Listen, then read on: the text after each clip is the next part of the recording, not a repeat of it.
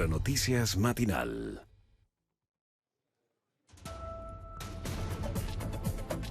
Tragedia en Calera de Tango. Un ciclista y una niña de 7 años mueren en un accidente de tránsito provocado por un conductor en aparente estado de ebriedad. Además, la colisión dejó 4 personas lesionadas.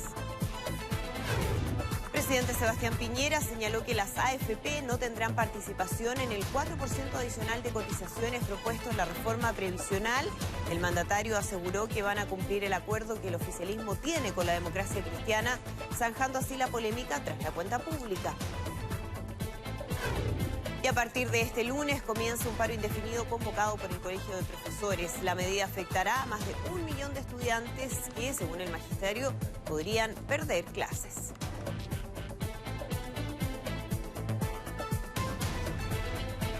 ¿Qué tal? ¿Cómo están ustedes? Bienvenidos a la revisión de las noticias. ¿Qué tal? ¿Cómo están? Muy buenos días. Comenzamos ya una nueva semana de informaciones. Comenzamos lamentablemente con una noticia muy trágica, porque la noche de este domingo 2 de junio un ciclista y una niña de 7 años murieron en un accidente de tránsito ocasionado por un conductor en estado de ebriedad, esto en la comuna de Calera de Tango. De hecho, la propia policía detalló que el conductor del furgón que ocasionó este accidente manejaba con 2.4 gramos de alcohol por litro de sangre, que está muy por sobre la norma. Los detalles de la agenda policial con el resto de casos también de esta jornada, a esta hora con Jessica Camplón, una mañana además muy fría. Jessica, buenos días. Hola, muy buenos días. Claro, comenzamos con la revisión de las noticias policiales que marcan hasta ahora la agenda del día. Lo hacemos lamentablemente con esta historia que se da, como ustedes decían, en Calera de Tango, accidente de tránsito que deja 2 personas fallecidas, un ciclista y también una menor de 7 años que viajaba junto a sus padres y fueron impactados en primera instancia por un conductor que conducía su vehículo en estado de ebriedad por ahí por el sector de calle Lonquén Sur con Santa Inés. Según el informe entregado, él estaba manejando con al menos 2.5 grados de alcohol por litro de sangre, como ustedes lo contaban allí en la presentación.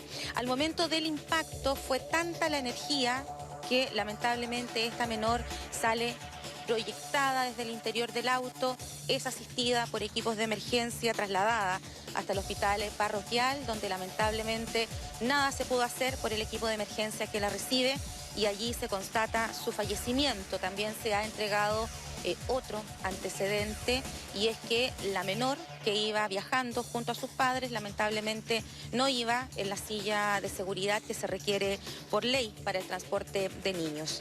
Dentro de este contexto, el conductor que provoca esta tragedia, al momento de chocar al vehículo donde viajaba la menor fallecida, intenta disminuir la velocidad ante el accidente, y es allí cuando también colisiona a un ciclista que transitaba por la zona. La energía hace que él salga y caiga en una especie de zanja que había en el sector. Llegan equipos de emergencia para poder rescatarlo, pero ya se encontraba fallecido en ese punto de la ruta. La información que se ha entregado hasta ahora indica que ambos conductores de los 2 vehículos están detenidos, y hasta el minuto se ha determinado que pasen a control de detención el primer conductor del automóvil que origina estas 2 muertes por conducir derechamente en estado de ebriedad, y el segundo que iba manejando el vehículo donde iba la menor fallecida queda detenido hasta esta hora por no llevar a la menor en la silla de seguridad requerida por ley. Llegó bomberos hasta el lugar, también carabineros a tomar los antecedentes, y conversamos con ellos. Al llegar al lugar, el primer voluntario da como informe que se trata de una colisión de 2 vehículos livianos y el impacto también a un ciclista que transitaba por el lugar, con 4 personas lesionadas de diversas características las lesiones, y que fueron trasladadas a centros asistenciales por ambulancia de acá a la comuna y también por el SAMU que llegó al lugar. Uno de los vehículos que participa en el accidente, por proyección, luego de esta primera colisión, es proyectado sobre una ciclovía existente en el lugar y colisiona a un ciclista que se desplazaba por el lugar. También, lamentablemente, fallece el ciclista producto de este accidente.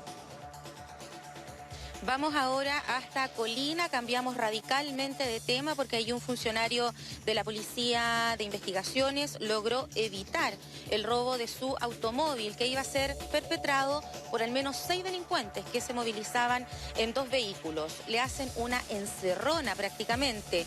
Los sujetos que se ponen delante bajan del automóvil en el que se movilizaban, estaban encapuchados, amenazan al funcionario de la Vicrim de Colina con armas de fuego.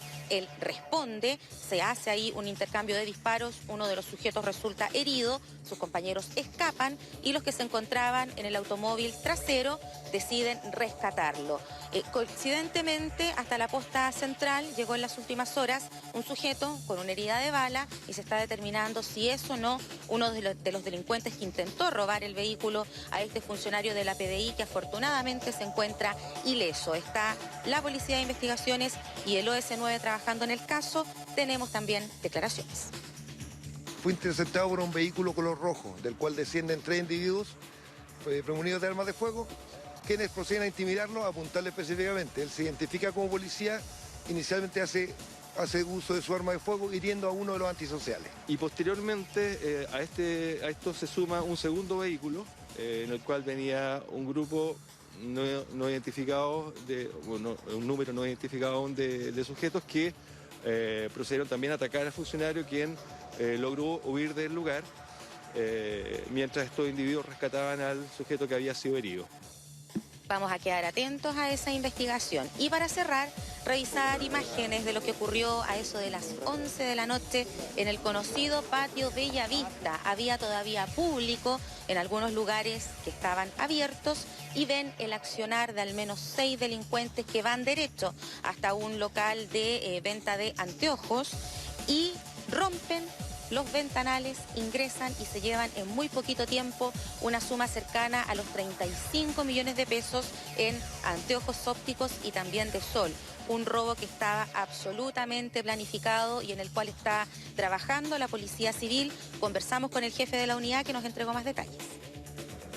A través de objetos contundentes rompen las mamparas del local y proceden a sustraer diversas especies valoradas en 35 millones de pesos. Posteriormente los sujetos se dan a la fuga en dirección desconocida. Había público que estaba compartiendo acá en los locales y el elemento utilizado son piedras. Afortunadamente este grupo se enfocó solamente en su plan inicial, robar los anteojos. No hay funcionarios de seguridad del patio Bellavista heridos, tampoco clientes que estaban consumiendo productos en los locales que se mantenían abiertos a eso de las 11 de la noche. Clave para la investigación, la revisión, por supuesto, de las cámaras de seguridad, que hay varias, no tan solo en la tienda, sino que también en el entorno, en el sector del patio Bellavista. Bien, Jessica Camplor con la información policial. Quedamos muy atentos, por supuesto, a lo que ha ocurrido en esta tragedia en Calera de Tango para tener más información, ¿no?, de la responsabilidad de ese conductor que, de acuerdo a la información que se maneja, ya manejaba evidentemente en estado de ebriedad. Muchísimas gracias, Jessica. Buenos días. Buenos días. Bien, otras noticias en nuestra plataforma web, a ver si podemos ya conocer el detalle de la información que se entrega allí en digital. La madrugada de este día, lunes 3 de junio, a las 4:42 horas de esta madrugada, un sismo de 5.2 grados en la escala de Richter afectó a esa zona del país. Es información oficial del Centro Sismológico de la Universidad de Chile. Claro, de acuerdo a los datos entregados por este organismo, el epicentro se ubicó 22 kilómetros al oeste de Pisagua, en la región de Tarapacá, con una profundidad de 55 kilómetros. Preliminarmente no se reportan daños a personas, estructuras o alteración de servicios básicos como resultado de este movimiento. Esto se suma al movimiento telúrico de 5 grados en la escala de Richter, que afectó también anoche a la zona central del país. Es otro movimiento cuyo epicentro se ubicó a 19 kilómetros al noroeste de Quillota, ahí en la región de Valparaíso. Bueno, si usted quiere tener más detalles de esta y otras noticias, en todas nuestras plataformas y en especial en ahoranoticias.cl.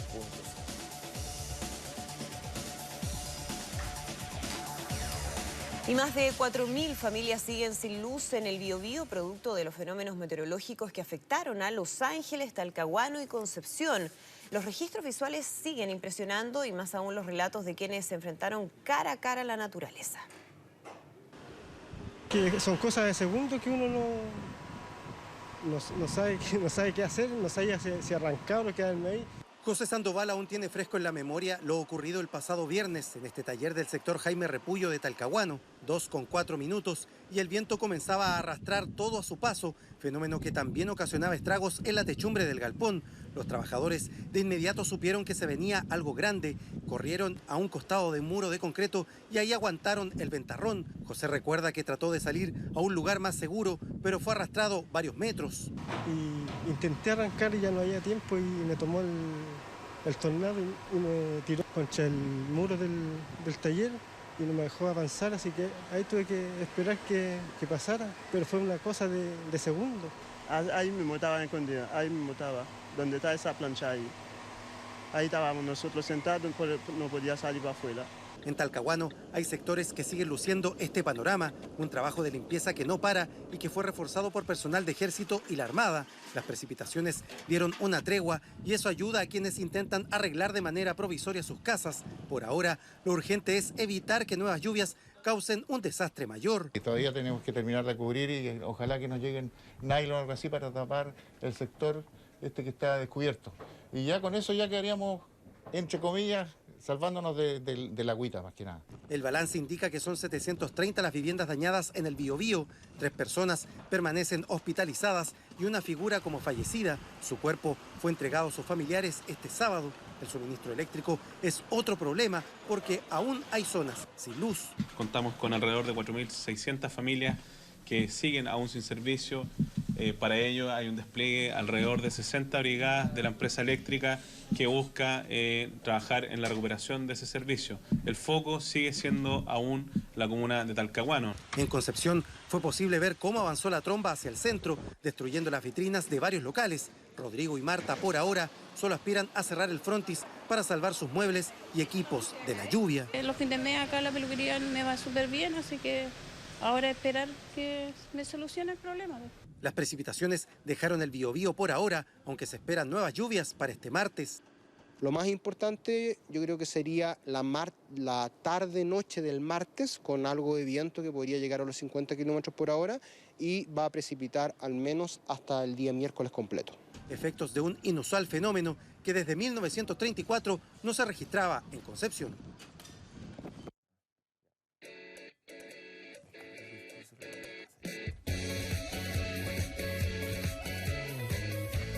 Bien, estamos ya con Gianfranco Marcone. Ha sido un fin de semana complejo, ¿no? Desde la semana pasada, en realidad, Los Ángeles, luego Concepción, mucho frío hoy día en Santiago. A ver si podemos revisar el panorama a nivel nacional. Gianfranco, buenos días. ¿Cómo estás, Gianfranco? ¿Cómo estás, Andrea? Claramente con frío, sí, hace harto frío ahora en Santiago. Tenemos 2 grados a esta hora, que es prácticamente ya la temperatura mínima en la capital. Como tú dices, últimos días de la semana pasada bastante agitados en el sur, ya están con algo más de calma, pero vuelven las precipitaciones. Si bien no todo por ahora de la intensidad que tuvieron la semana pasada, sí va a llover hoy hasta la región de los lagos hacia la noche. Mañana, o lo podríamos decir esta noche y ya en la madrugada, llegan progresivamente a los ríos, luego a la Araucanía, y ya mañana en la tarde volverían las precipitaciones a la región del Biobío, también a la región de Ñuble. Se proyecta hasta ahora por lo menos que podrían llegar hasta el Maule. Si es que llega algo a O'Higgins, va a ser solamente muy ocasional. Santiago con temperaturas muy por sobre lo normal, estamos a 18 días de la llegada del invierno y tener 23 grados claramente es una temperatura bastante alta. Y eso también, perdón, Gianfranco, tiene que ver con las malas condiciones de ventilación que tenemos. Hoy día hay preemergencia. Justamente, ayer de hecho ya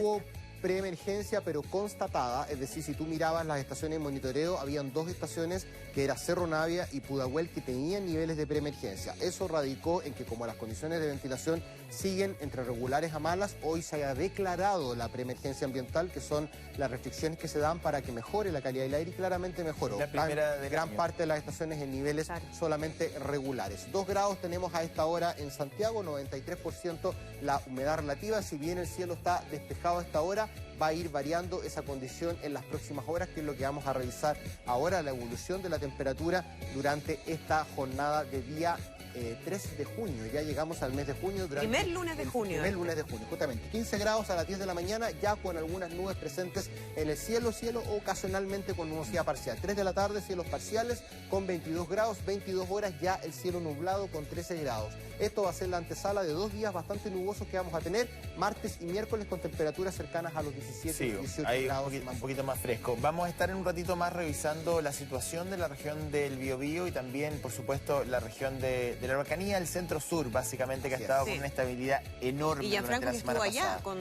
todos los detalles de lo que pasó con el allá. Exactamente. Nos vemos más ratito. Bien, muchas gracias. Gracias, Gianfranco. Bien, nos vamos a una pausa. Estamos de regreso con todo el deporte, el informe también meteorológico del sur y el resto de la agenda de las noticias.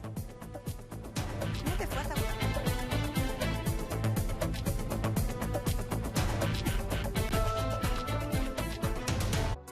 7 de la mañana con 12 minutos? Vamos de inmediato a revisar el tránsito en las principales arterias de Santiago. Usted también puede compartir información con nosotros junto al hashtag ANTránsito.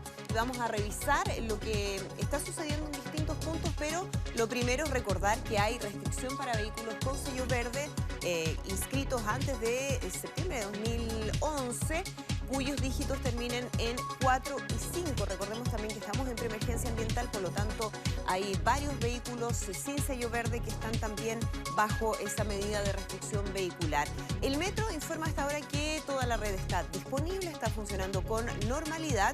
Y también hay información de la Unidad Operativa de Control de Tránsito advirtiendo de este accidente en Avenida La Florida con General Carrera, en la comuna de La Florida, así que muchísima precaución para quienes vayan a circular por esa zona. También otro accidente de tránsito en Maule con Santa Rosa, eso es en la comuna de Santiago, que podría generar ahí alguna alteración en términos del tránsito. Y atención, porque hay un semáforo apagado en Sebastopol con Latinoamérica, esto es en la comuna de San Joaquín, algunos de los puntos ahí que podrían generar algún tipo de problema durante esta mañana. 7:14, revisamos también lo que está pasando en las calles de Santiago. Esto es Vicuña Maquena con Diagonal Paraguay, se ve todavía oscuro, ¿no? Y con harto movimiento ya a esta hora de la mañana.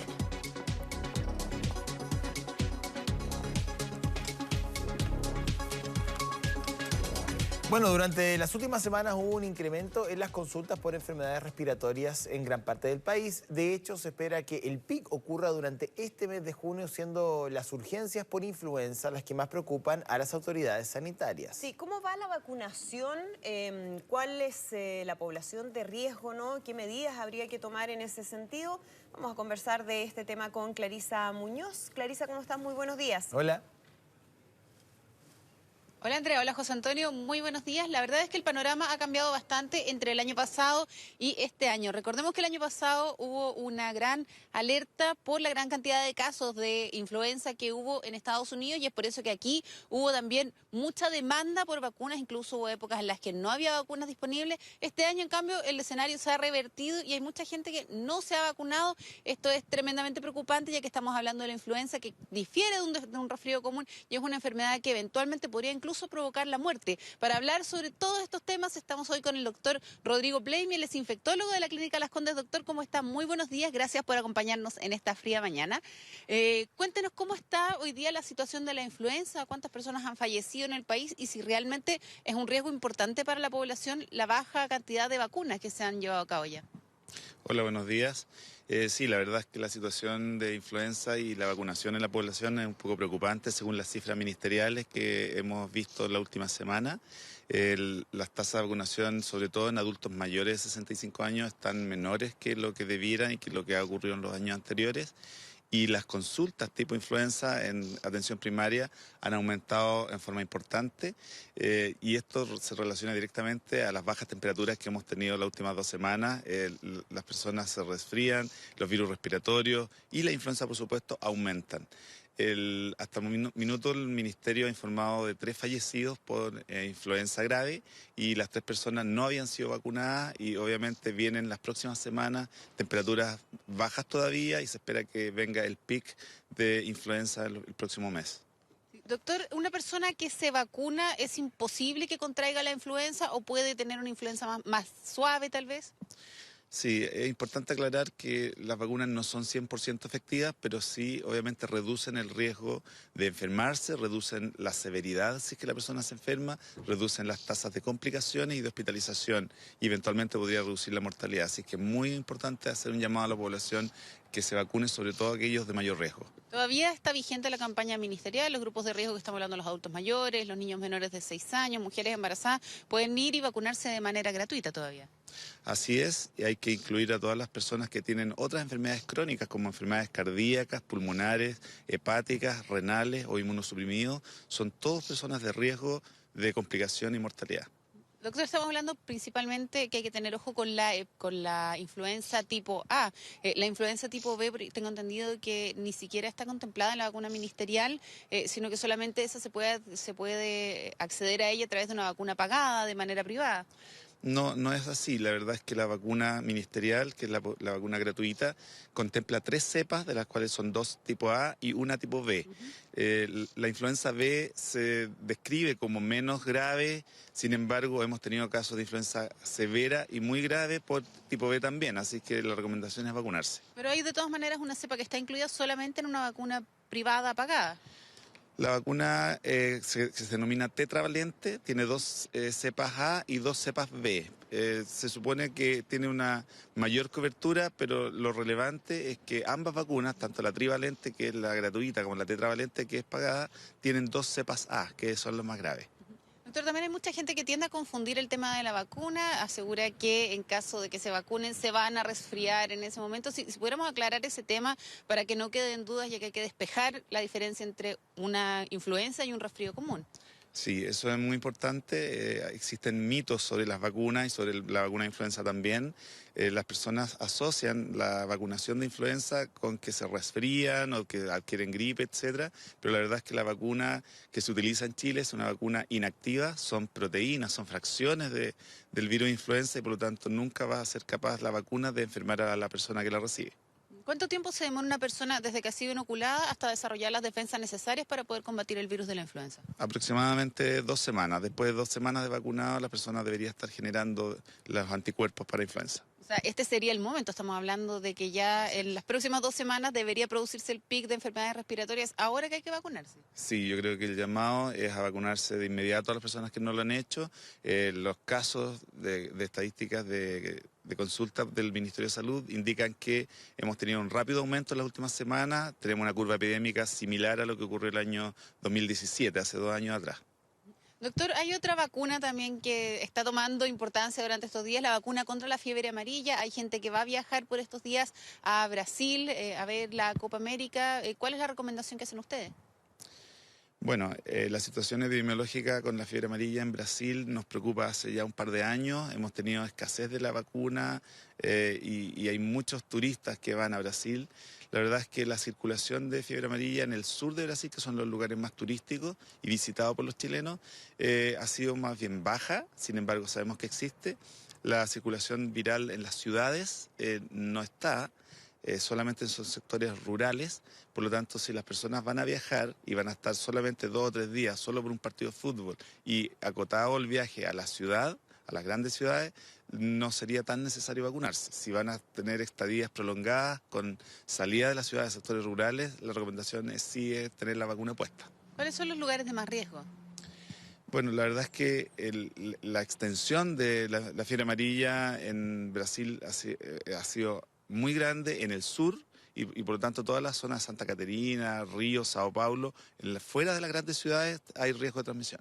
Perfecto. Muchas gracias entonces, doctor Rodrigo Blamey, infectólogo de la Clínica Las Condes, que nos hablaba un poco sobre las recomendaciones. El llamado más urgente, por supuesto, es el de la influenza. Estamos a 2 semanas de que comience el pic de enfermedades respiratorias, precisamente el tiempo que necesita el organismo para poder formar las defensas si es que se vacuna hoy día. Así que si es que no lo ha hecho, es momento tal vez ya de comenzar a tomar cartas en el asunto. Bien, pues muchas gracias a los dos, que estén muy bien. Gracias, Buenos Clarisa. días. Buenos días.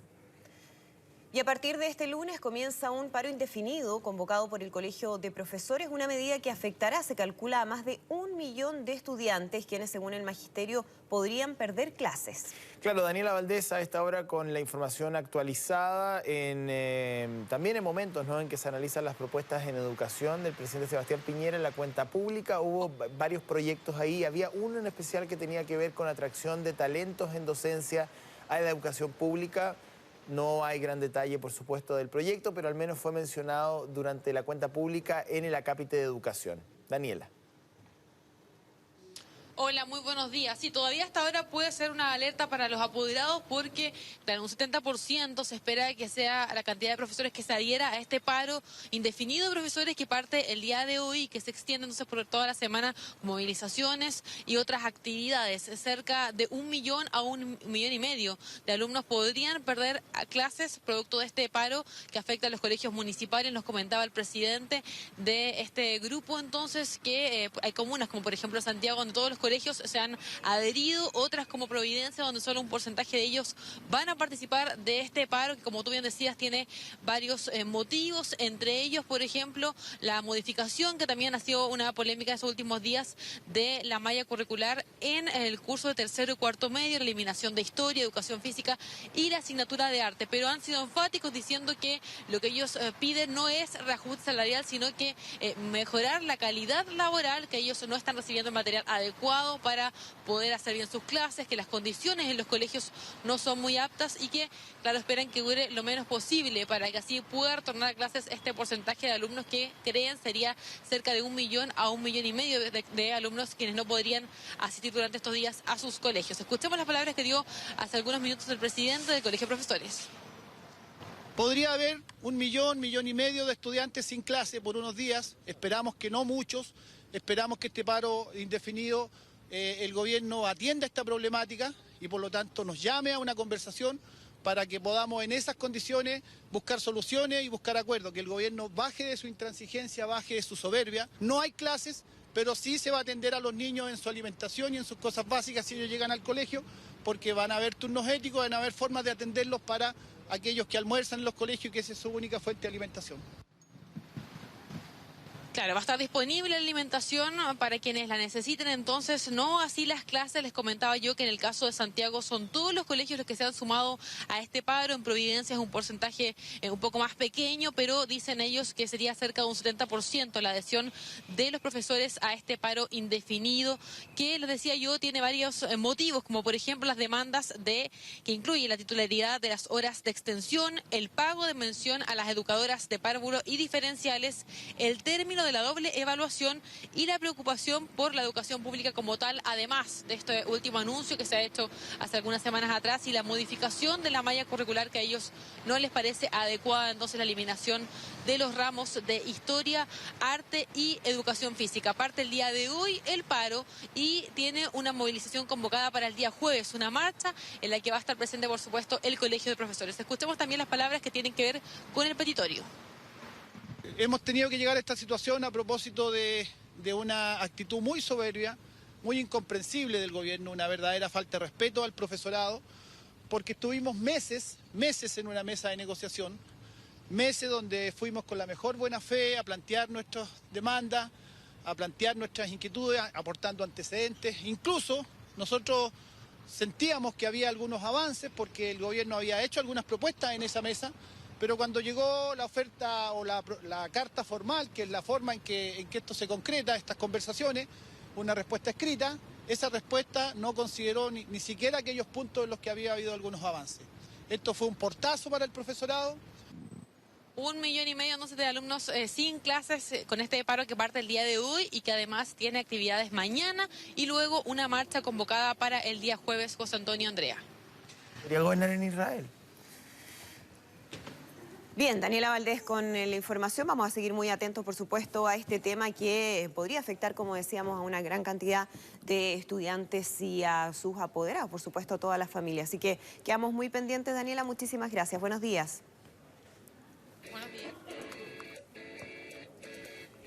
Bueno, vamos rápidamente al tiempo a esta hora. Gianfranco Marcone, una mañana súper fría. ¿Sigue bajando la temperatura o no, Gianfranco? Vamos a revisar justamente la temperatura del momento, chiquillos. En 2 grados estaba hace un ratito. Vamos, señor director, si podemos ver la temperatura a esta hora. Se mantiene en 2 grados, que ya es la mínima en el centro capitalino. Eso es súper importante hacerlo notar porque hay algunas comunas que están bordeando el 0 grados, sobre todo Pirque, Colina, Tiltil, que son siempre muy frías. No es la jornada más fría de lo que va este año, ya que la tuvimos hace un par de semanas. 93% la humedad relativa, y además que es el último día de esta semana donde van a bajar tanto los termómetros, producto que va a aumentar la cobertura nubosa los próximos días. A esta hora el cielo despejado en Santiago, y eso va a permitir que, si bien va a bajar la máxima, ya mucho más acorde a la época, también va a ir subiendo el valor más bajo de temperatura. Vamos a revisar la evolución de la temperatura durante este día 3 de junio, 10 de la mañana, ya con alguna presencia de nubosidad, podríamos decir ocasionalmente parcial, 15 grados, cielos netamente parciales a las 3 de la tarde,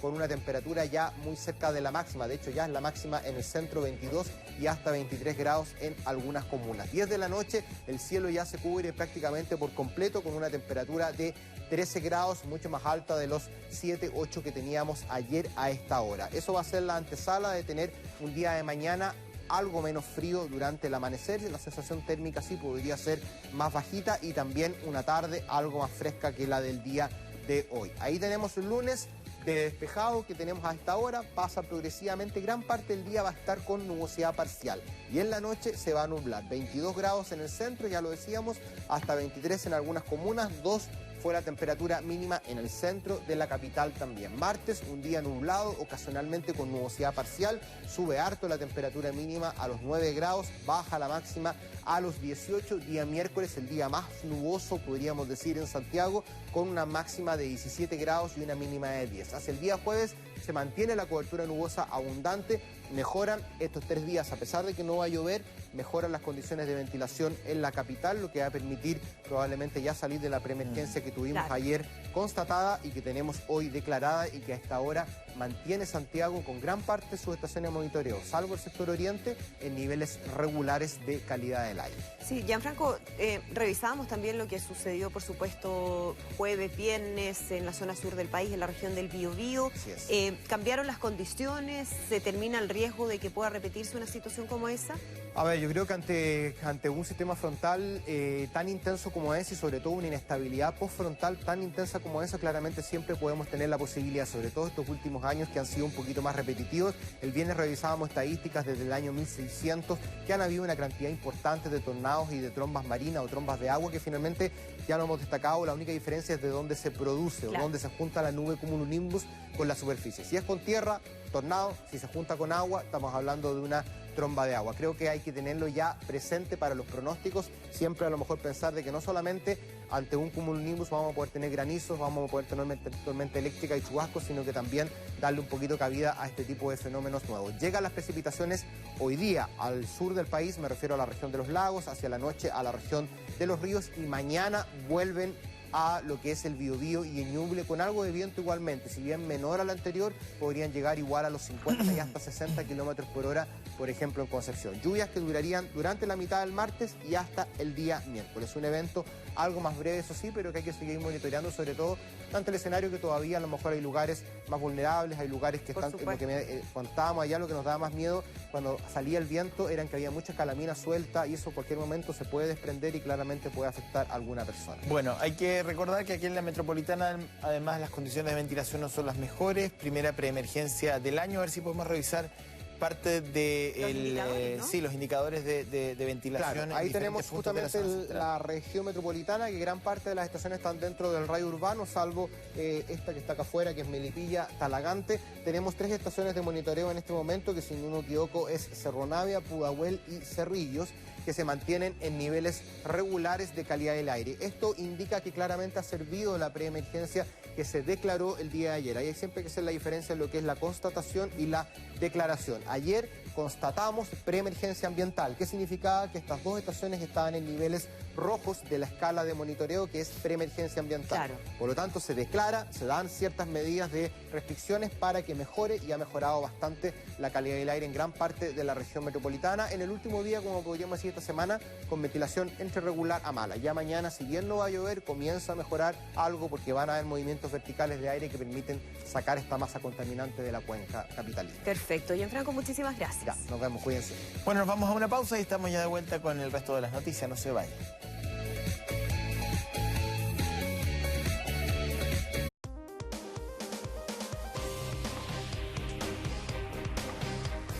Bueno, el presidente Donald Trump llegó al Reino Unido para una visita, la segunda, ¿no?, en lo que va de su mandato, y con declaraciones algo polémicas desde el Brexit hasta la propia Meghan Markle. Sí, ya estamos con Mariana Schmidt para revisar la información internacional, inmediatamente generando algo de polémica al presidente Trump, ¿no?, en su visita. Hola, ¿cómo están?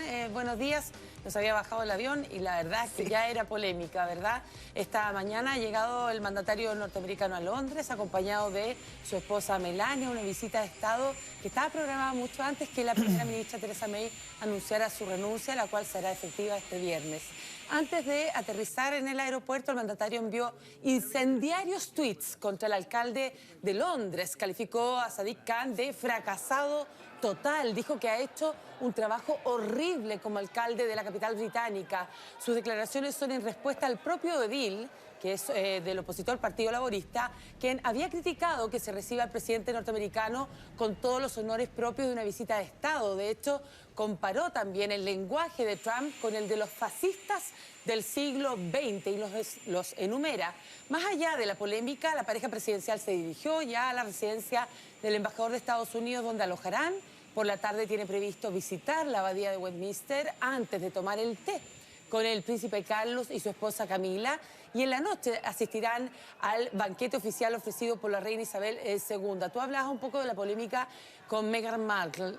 Meghan no va a estar presente en ninguna de estas actividades, decía el Palacio de Buckingham, producto de que recién fue madre. Pero todos sabemos que cuando Meghan Markle era, digamos, soltera, o todavía no estaba, ¿verdad?, de novia con el príncipe Harry, había hecho comentarios donde se le criticaba, ¿verdad?, a Donald Trump de misógino. Así que es parte, digamos, Claro, de lo que pasa es que y viceversa. Meghan Markle dio opiniones políticas antes de aparecer en público con la familia real como norteamericana, exacto, porque ella todavía tiene pasaporte norteamericano, y dijo que no le parecía la figura de Trump, y ahora él dicen que le contesta diciendo que, bueno, una serie de como de insultos, en fin, él lo niega, dice que la prensa británica y el sensacionalismo, especialmente el amarillismo británico, lo malinterpretó. Hay un audio. Bueno, vamos a estar muy pendientes a esta visita, son 3 días, ¿verdad? Mientras también se mantiene en el poder aún lo poco que le queda a Theresa May. Y vamos a ver lo de la guerra comercial, ¿verdad?, que inició en Estados Unidos con el gigante asiático. China ha presentado en las últimas horas el libro blanco. El documento acusa que el actual gobierno de Donald Trump adoptó una serie de medidas unilaterales y proteccionistas en donde utiliza periódicamente los aranceles como su gran garrote, y ha obligado a otros países a aceptar sus demandas bajo su lema político de América primero. Lo anterior está causando, dice, trastornos en el panorama económico y comercial mundial. Para el gigante asiático, la primera economía del mundo emitió una infinidad de observaciones sesgadas y negativas e impuso aranceles adicionales y restricciones de inversión a China, provocando un quiebre económico, comercial entre ambos países.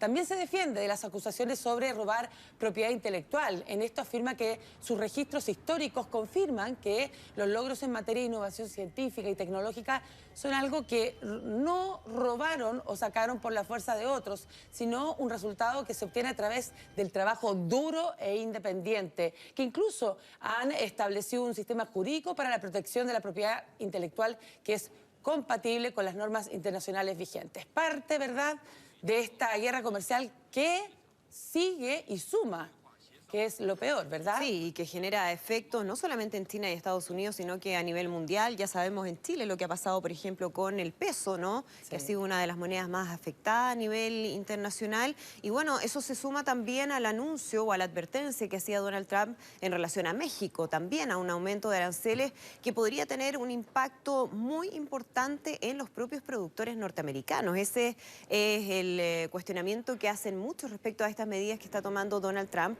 porque dicen que va a ser como un efecto boomerang, que se le va a terminar devolviendo a él. Exacto.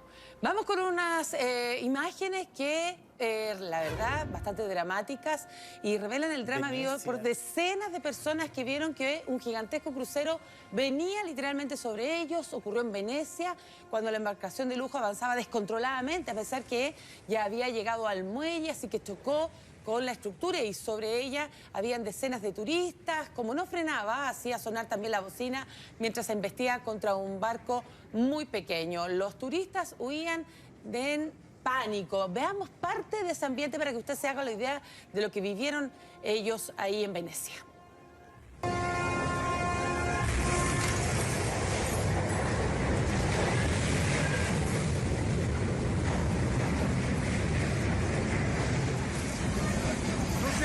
Questa.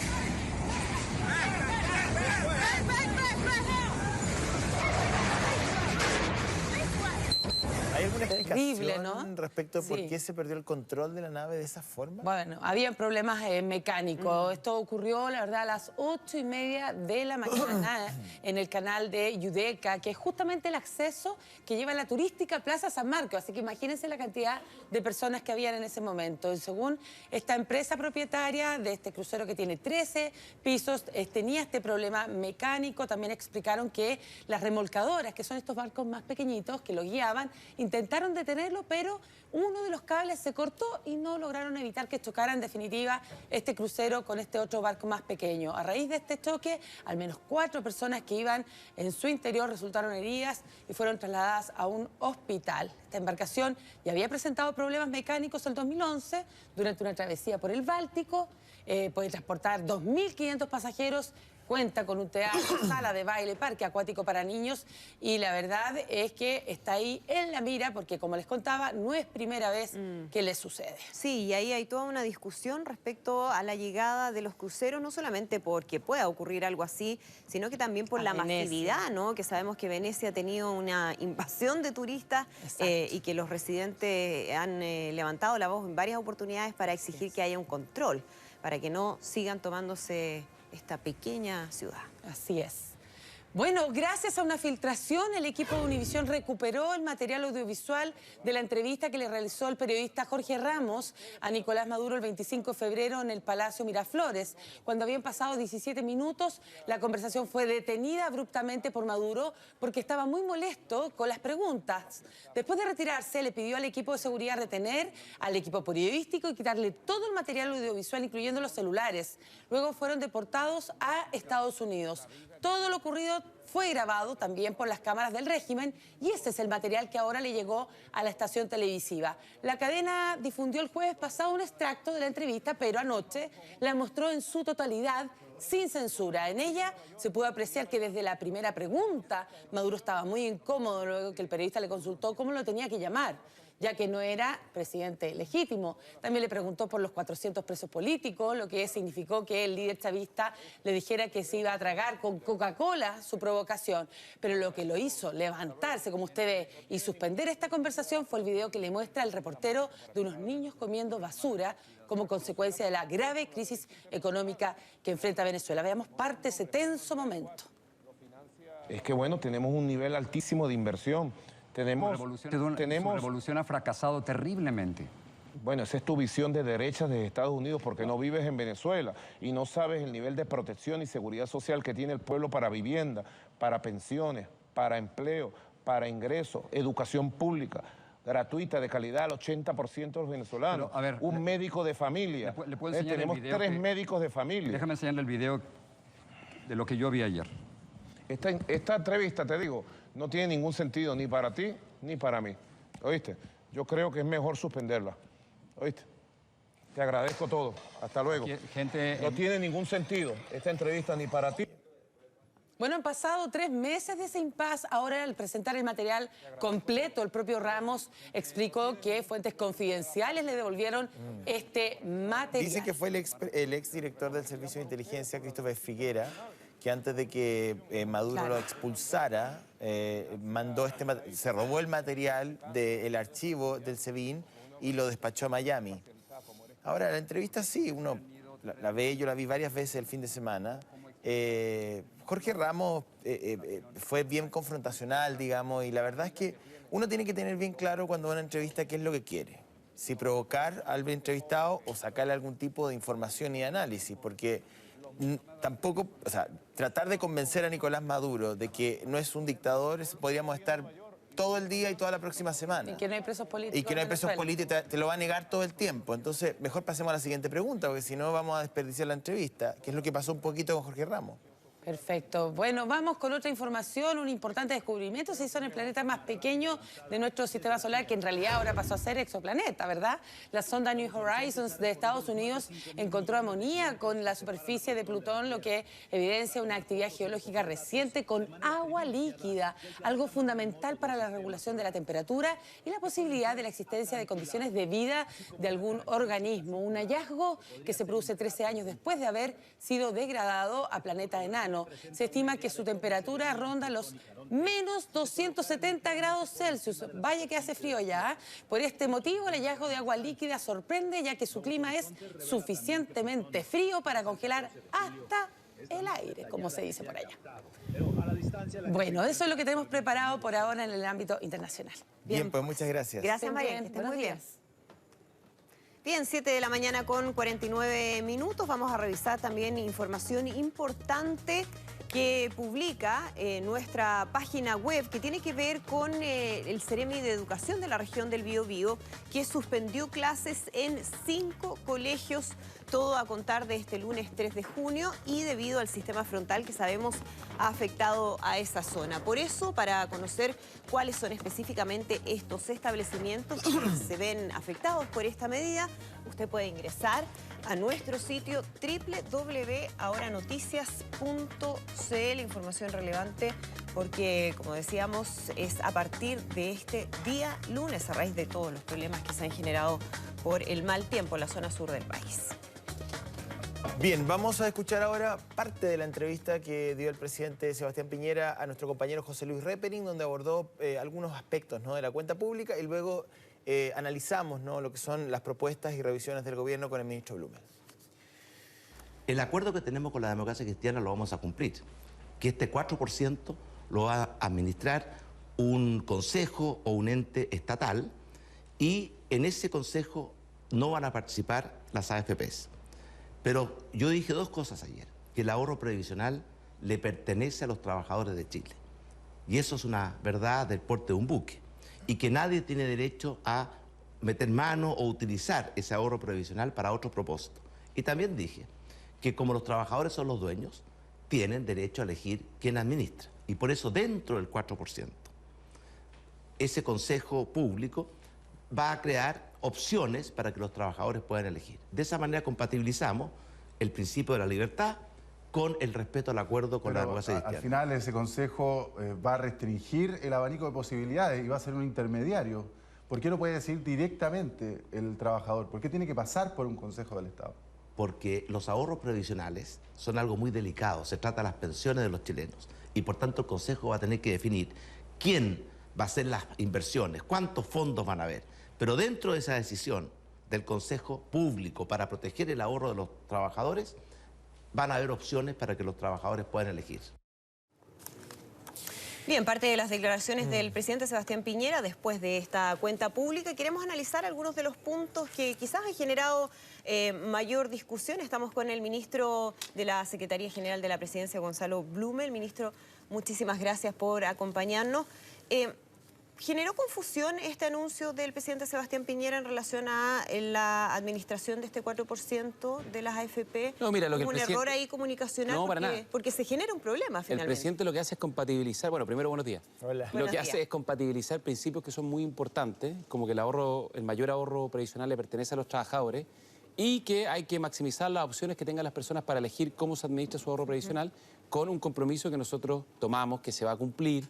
Un gobierno que promueva acuerdos, un gobierno serio, cumple los acuerdos y nosotros vamos a ser muy responsables en esa materia, Pero que no es le que se quedó va a claro, crear un ministro, ente público para estar a cargo de este 4%. Pero eso no le quedó claro a la democracia cristiana. Inmediatamente después de esa frase sale el presidente del partido y salen otros representantes a decir que aquí se había perdido la confianza y que el gobierno o el presidente no estaba cumpliendo con el acuerdo. ¿Por qué se genera entonces esa confusión? ¿Quizás debió ser más claro el presidente Piñera? Bueno, yo creo que el presidente fue claro y no hay ninguna duda que cuando uno toma un acuerdo, los acuerdos se tienen que cumplir. Esa es la esencia del diálogo democrático. Si nosotros, mira, acá hay una cosa que incluso desde una perspectiva más práctica, nosotros tenemos que llegar con las indicaciones que materializan esos compromisos y esos acuerdos. Por lo tanto, ¿qué sentido tendría que nosotros tomemos un acuerdo y que después no se cumpla para que se rechace? Por lo tanto, nosotros vamos a cumplir. Vamos a llegar con todas las indicaciones que se hacen cargo de esos cambios, sobre todo con una perspectiva, porque aquí nos estamos quedando en lo procedimental, que creo no es lo más importante, para mejorar las pensiones de la gente. Y eso yo creo es lo más importante de la cuenta pública. Eso es lo más importante, que vamos a sacar adelante una reforma previsional que le va a mejorar las pensiones a 2,6 millones de compatriotas. Sí, pero en ese camino necesitan apoyo parlamentario y ahí se produce el problema. Vamos a lo concreto, digamos. Ustedes dicen, estamos tratando de poner sobre la mesa el principio de la libertad. Ok, las AFP quedan fuera, porque ese es el compromiso del gobierno, lo dice usted, lo dice el ministro Chávez hoy día en el Mercurio. Si el principio de la libertad, ese 4%, yo voy a poder escoger entre este ente público y qué cosa. ¿Qué hay entre el ente público y las AFP? ¿Cuál es el margen de libertad que tengo? No, este consejo o ente público lo que va a hacer es ser responsable de fijar las pautas, los criterios de administración del mayor ahorro previsional. Y para eso va a poder contar eventualmente con entidades especializadas en cómo se administra, cómo se hace cargo de este ahorro previsional. ¿Eso no son las AFP? No, en ningún caso. Si ya hemos dicho como 500 veces es que las AFP... estoy preguntando, ¿cuáles son las entidades especializadas en administrar eso lo va a definir, pensiones, digamos, que no sean las AFP en Chile? Eso lo va a definir la ley. Y en la ley se van a fijar los criterios y las pautas en cuanto a la administración de esto. ¿Son entidades públicas o privadas? Bueno, son entidades que la ley va a fijar los criterios y que en la misma comisión se van a discutir respecto a su conformación. Pero me imagino que han estado trabajando en Por supuesto que sí, y no solo eso. Nosotros tenemos que trabajar y estamos trabajando no solo con los expertos del gobierno, sino también con los técnicos de la oposición, porque en esto tenemos que materializar el acuerdo. Lo que pasa es que si el presidente dice que hay libertad para poder decidir sobre el 4% adicional de mi cotización, el presidente tendrá claro cuáles son las alternativas que están sobre la mesa. O sea, la libertad implica la posibilidad de elegir. ¿Elegir entre qué cosa, ministro? Voy a elegir entre una AFP estatal, un seguro privado, un banco. ¿Cuáles son las alternativas? Es más simple todavía, lo voy a poner más simple. Nosotros cuando discutimos esto con la democracia cristiana, planteamos esquemas que hoy día funcionan de manera similar y que funcionan bien. Pero sin la participación de la AFP. Esa es la diferencia para que nadie se enrede.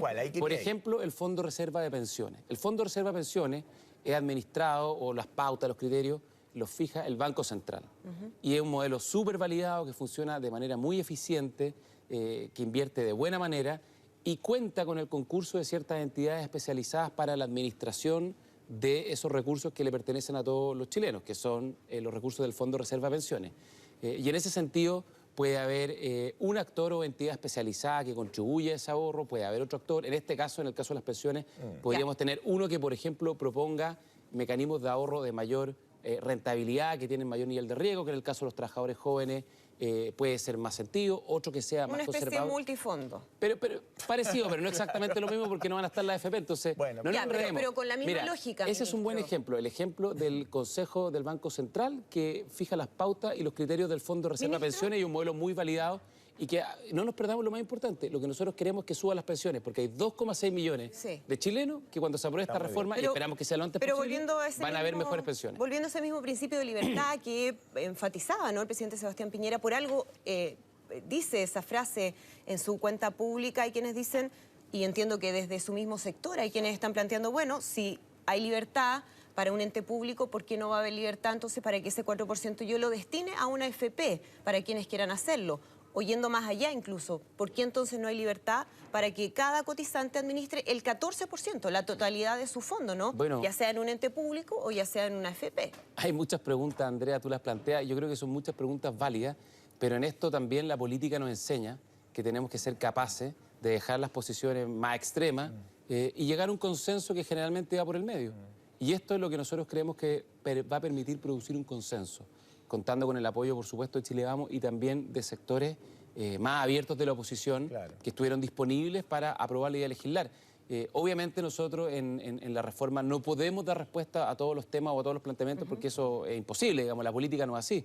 La política es el arte, digamos, de encontrar cuáles son aquellos mínimos comunes que a todos nos convocan. Mínimo común cuyo objetivo es mejorar las pensiones. Por lo tanto, creemos que en el acuerdo que hemos tomado, que se va a cumplir, que se va a ratificar, hay una buena salida para que las pensiones puedan, a partir del 2020, que es lo que queremos, el presidente lo reiteró en la cuenta pública, empiezan a subir. Ya, bueno, ahí Fuachaín, Gabriel Silver, ahí está el ministro con su compromiso, tranquilo. Mira, hemos conversado muchas veces con los amigos de la ADC, por lo tanto, tienen que tener confianza en que este es un gobierno muy serio que cumple todos sus compromisos. Lo quiero llevar rápidamente, tenemos que pues nos queda muy poquito tiempo. Pero tengo que hablar de la reducción de parlamentarios porque es un tema que también estuvo sobre la mesa. El presidente lo planteó hoy día también en el Mercurio y en las entrevistas ayer en televisión. Dice que el Congreso es poco eficiente, básicamente, que hay mucha gente y que se hace muy poco, que el trabajo se dificulta. ¿Qué le hace pensar a usted de que el trabajo legislativo se dificulta por el número de parlamentarios y no porque el Ejecutivo hace mal los planteamientos? Porque la verdad es que hay dos caras acá. No, el Ejecutivo se ve los planteamientos, sí. Nosotros hemos... Bueno, si no lo dice usted. De hecho la cuenta pública lo que muestra es que el gobierno ha sido muy comprometido para llevar adelante su agenda y hay un conjunto de reformas que tienen un foco en la clase media que hoy día se están tramitando en el Congreso. La reforma laboral, previsional, tributaria, seguridad, educacional y el proyecto Clase Media Protegida que presentamos hace poco. Respecto a tu pregunta, yo creo que aquí hay que ir al origen de la discusión. ¿Cuándo se origina el aumento del número parlamentario? ¿Cuándo se busca cambiar el sistema binominal? Y para poder cambiarlo lo que se hace es aumentar el número de parlamentarios porque el cambio iba a significar que algunos no fuesen reelectos. Claro. Y eso fue una muy mala excusa y que nunca tuvo mucha justificación, que para cambiar el sistema binominal había que aumentar el número parlamentario. De hecho, nosotros como sector político siempre estuvimos en contra a esa medida, como la mayor parte de los chilenos. Bien. Por lo tanto, lo que nosotros estamos diciendo es mantengamos los distritos, mantengamos la proporcionalidad para que haya una buena representación del sistema, pero mantengamos también o volvamos a la conformación tradicional del Congreso, 120 diputados y 40 senadores. Así ha funcionado históricamente ha funcionado bien. Por lo tanto, no tiene mayor sentido mantener la conformación actual. Ministro Blumen, muchísimas gracias. Gracias, que estén muy bien, que tengan buenos días. Bien, 8 en punto. Muy buenos días, le damos la bienvenida a una compañera que aparece el día de hoy. Es mucho gusto, esperemos que sea una mañana llena de entretención. También tenemos más información en el resto de nuestras plataformas y del servicio aquí en México. Que estén muy bien, muy buenos días.